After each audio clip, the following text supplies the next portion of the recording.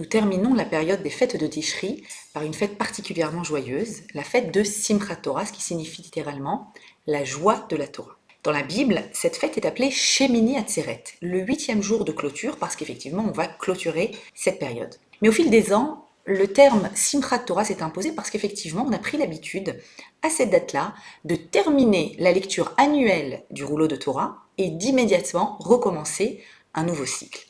Alors pourquoi c'est à cette date-là particulière que l'on fête avec une telle intensité la Torah? Et en effet, on va sortir tous les rouleaux de Torah, on va danser de nombreuses zakafot, 7 tours autour de la bima centrale, et c'est un moment extrêmement joyeux et festif pour les grands et les plus jeunes. Alors il faut bien comprendre que ce jour-là, on va fêter la Torah que nous avons reçue le jour de Kippour, juste avant. Parce que la Torah qui est reçue à Shavuot, c'est peut-être le moment où on aurait pensé intuitivement devoir fêter la Torah, devoir danser avec la Torah, mais à Shavuot, on a reçu une Torah dans un mouvement que les sages appellent de haut vers le bas, c'est-à-dire dans un mouvement dans lequel le peuple d'Israël est passif.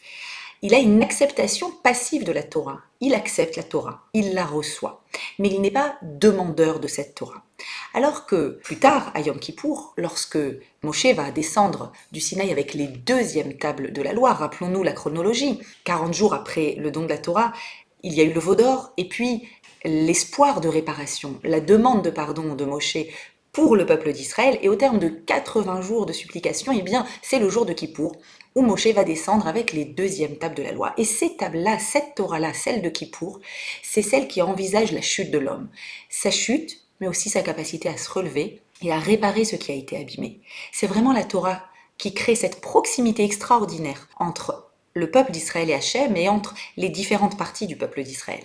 Et c'est cette Torah-là que nous allons fêter le jour de Simchat Torah parce qu'effectivement nous venons de terminer un cycle, c'est-à-dire que nous venons de voir ô combien cette Torah nous a transformés. Si on se laisse pénétrer par cette Torah, eh bien le monde des possibles est ouvert devant nous.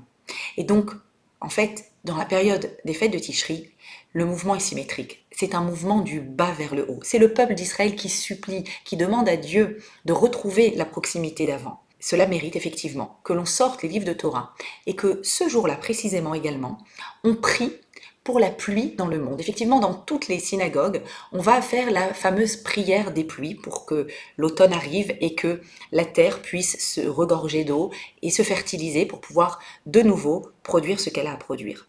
Eh bien, en réalité, c'est un mouvement tout à fait symétrique.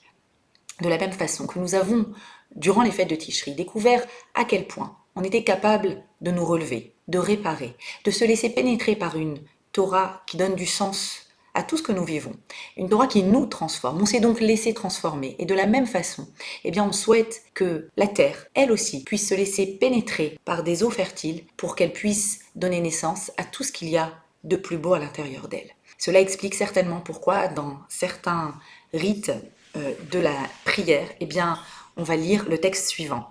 Le jour de Shemini Atzeret, que cela soit ta volonté, Dieu, de contracter notre matrice pour que la semence que nous avons reçue de toi durant les jours redoutables reste en nous et qu'elle ne s'éparpille pas.